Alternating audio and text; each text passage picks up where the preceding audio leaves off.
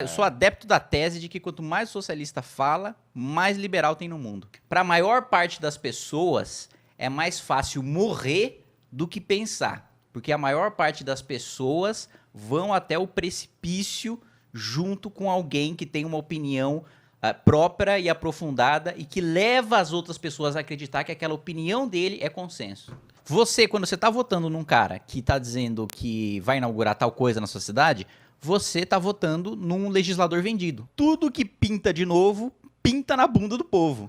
Cara, mas você é um cara mais moderado, né? Apesar tranquilo. Apesar do pessoal te falar que você é radical, não é?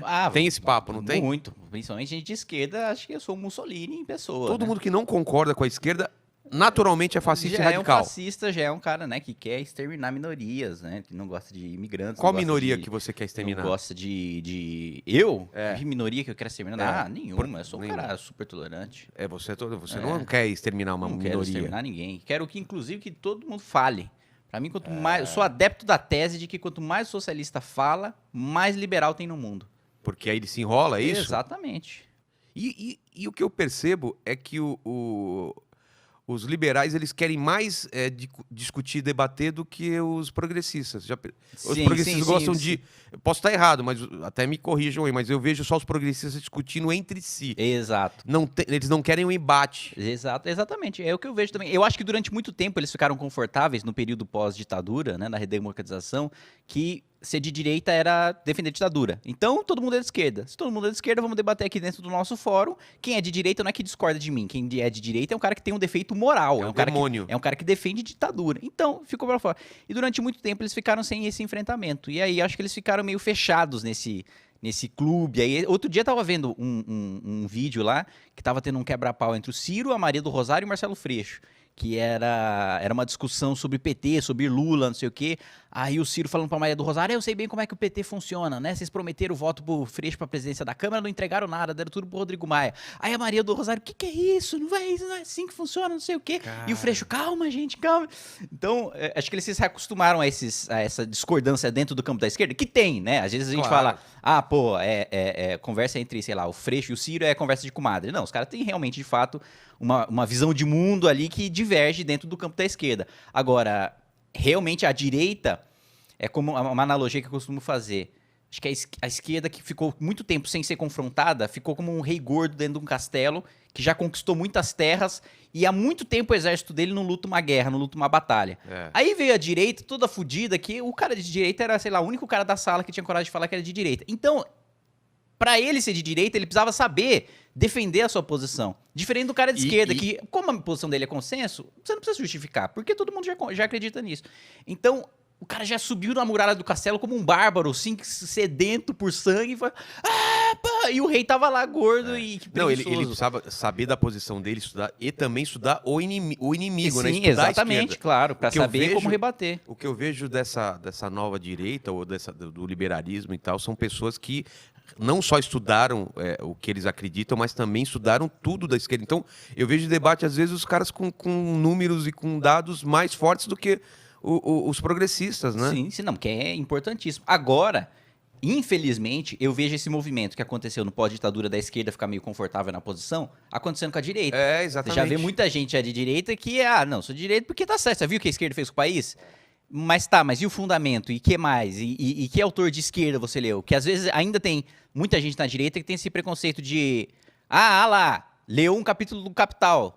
É tipo, mas e daí? E daí? Tem um livro do Herbert Marcuse na estante. Cara, tem que ler tudo, cara. Exatamente. Eu leio tudo, você não lê tudo? Claro, cai na mão, você precisa. E quanto mais você entende, ainda mais no mundo de hoje, que todo mundo quer ter opinião, né?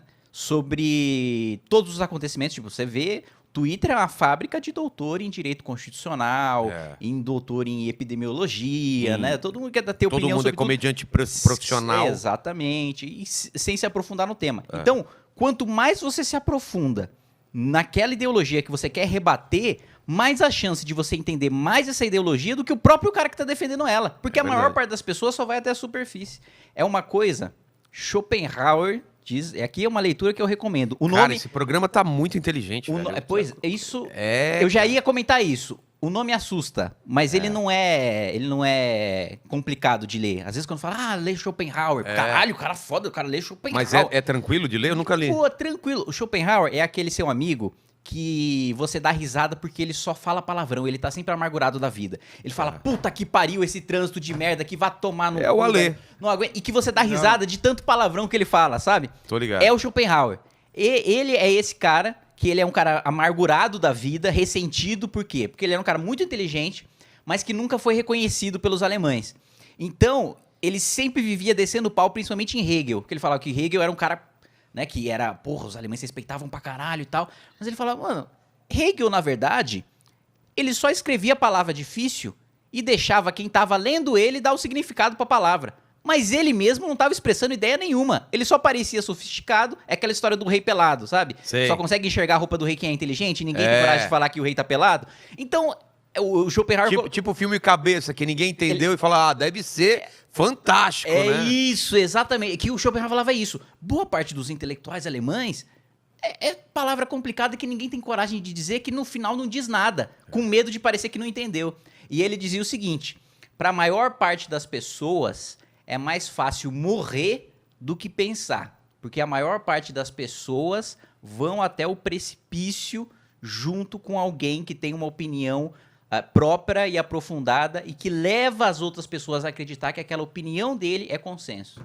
É o lance da manada, né? Exatamente. Cara, é fantástico isso, velho. Não, é muito bom. Cara, ele tem um livretinho assim, que é a arte de ter razão. Esse é o primeiro? Se eu for querer ler, você me aconselha a começar por esse? Esse é o primeiro, que é acho que tem uma tradução no Brasil que acho que é Como Vencer um Debate Sem Ter Razão. Eu já vi, eu tenho ele no meu Kindle. É bem fino e é muito bom. É gostoso de ler porque ele fala fácil, porque uma das principais críticas dele era muito autor, muito filósofo, escreve complicado porque não tem ideia nenhuma para passar. Então ele escreve complicado, principalmente em alemão, que tem como você... que já é uma linguagem difícil. Que tem palavras quilométricas, exatamente, não é? Para os próprios alemães já é complicado. Não, eu já fui lá, tem palavra que você via na placa, que uma palavra só significava estrada alta da floresta negra, não sei o quê. E era uma palavra só. Exatamente. E ele fala, pô, essa galera usa muita palavra complexa porque não tem ideia pra passar. Porque quem tem ideia pra passar, passa com clareza, com simplicidade. Eu acredito nisso também. E é exatamente isso que ele faz. E é um livro fininho, assim, e que ele expõe, assim, a maior parte das estratégias, das falácias, né, que as pessoas costumam utilizar em debates. Falácia explica o que é. Falácia é tipo não é bem uma mentira, mas é por exemplo... Um truque, né? É um truque argumentativo para você parecer que tem razão sem necessariamente ter. Né? Então, por exemplo, o que ele falava muito? A maior parte dos debates, você não quer mostrar que você tem razão. Você não quer mostrar que aquilo que você está defendendo é a verdade. Você não está falando sobre o objeto do debate em si. Então, a gente está debatendo, por exemplo, sobre esse boné ser azul. Tá. Né? Então, eu estou defendendo que esse boné é azul, o Vilela está defendendo que... Não, vamos trocar. Eu estou defendendo que esse boné é vermelho, o Vilela está defendendo que esse boné é azul. Então, o que é o objeto da discussão? É o boné, se ele é azul ou se ele é vermelho. A cor do boné. O que o Schopenhauer diz? A maior parte dos debates não é sobre... o objeto em si. Então não é... A gente pode estar até debatendo a cor do boné, mas o debate não é sobre a cor do boné. O debate é sobre as pessoas. Então, as pessoas... Quem é você para dizer que esse boné é vermelho, é isso? Exatamente. É mais ou menos esse o raciocínio. Por exemplo, eu falo... você tá falando que esse boné aqui é vermelho, mas você sabe que vermelho significa comunismo, né, Vilela? E você é anticomunista. Então não faz sentido nenhum você defender que esse boné é vermelho. Então ele mostra como a maior parte das discussões... Você não tá dizendo mentira, mas você tá enganando o público. Você não tá falando sobre o objeto da discussão, você tá falando sobre a pessoa. E ele mostra, e quando a gente para pra pensar, é realmente isso. A maior parte das discussões humanas não é sobre... a discussão é sobre a pessoa. Exatamente. Você tenta mostrar ou que aquela pessoa é incoerente, ou que ela é despreparada, que ela não sabe do que está falando, mas sem necessariamente provar que você está certo. Mas você estava falando sobre esse livro, você falou sobre falácia e ia falar mais alguma coisa. Não, é basicamente isso. É porque tá falando do Schopenhauer. Então, mas é isso que eu tô falando, do livro do Schopenhauer. Esse lance de como vencer uma discussão, um debate sem ter razão. Porque dá pra você vencer uma discussão sem ter razão. Não, claro, pô. Isso é louco, né? Porque se não desse, não tinha nazismo, fascismo, comunismo. Exatamente. todos os grandes massacres da humanidade foram cometidos de gente que ganhou debate sem ter E razão. dá pra você mentir só falando a verdade. Dá pra você mentir só falando a verdade também. Não é que louco isso? Que é uma das coisas que é a propaganda clássica da Folha, Da né? Folha, Falando, né? mostrando Hitler. Pra quem não lembra disso, dá uma olhada nessa propaganda. Né? E que até ganhou, foi premiada, né? É. E que eu acho que é muito do que a imprensa faz hoje, né? Tipo... Ela mostra o que ela... Um espectro que não tá mentindo. Que não tá mentindo. Mas que não dá pra entender o todo só por aquele espectro. que ela falou. Exatamente. É tipo... Vilela foi atropelado por um bêbado.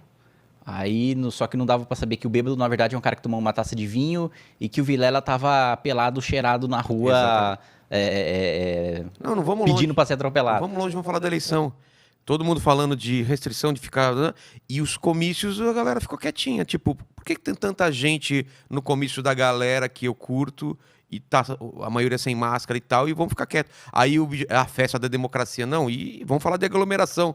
Quer dizer, não mentiu. Festa da democracia, olha que legal, o povo tá sedento por mudança, não sei o quê, mas não falou do que vinha sempre batendo. Tá, Que qualquer aglomeração não é desejável, é ruim e tal.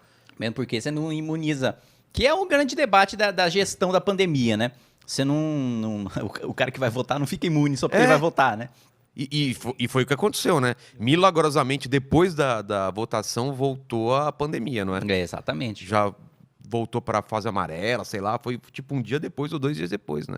E tinha promessa, né? E aqui já entrando na parte política mesmo, pô, você tinha promessa tanto do Covas como do Dória que, não, fica tranquilo que não é que a gente tá deixando aberto só pra eleição, depois vai continuar. Cara, é muita cara de pau, né, velho? E no outro dia, não esperou o defunto esfriar e já restringiu no mesmo dia, cara. E o Dória tinha falado também que não vou sair da prefeitura, não vou sair da prefeitura. É. Saiu para ser governador, cara.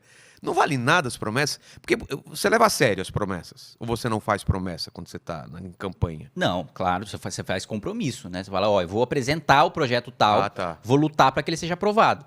Se eu falo pro cara, eu vou aprovar, eu não tenho compromisso. Você tá mentindo. Não tô mentindo, eu não tenho compromisso. Não depende de você. Não depende só de mim. Se eu prometo pro cara, eu vou inaugurar um hospital aqui, aí eu tô mentindo.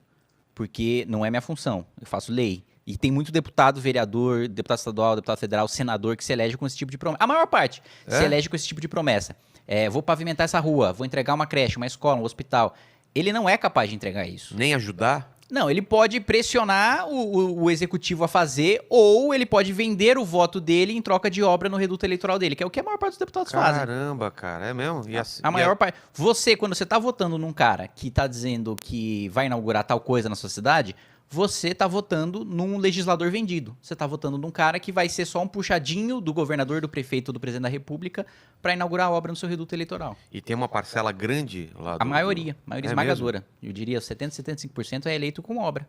Caramba.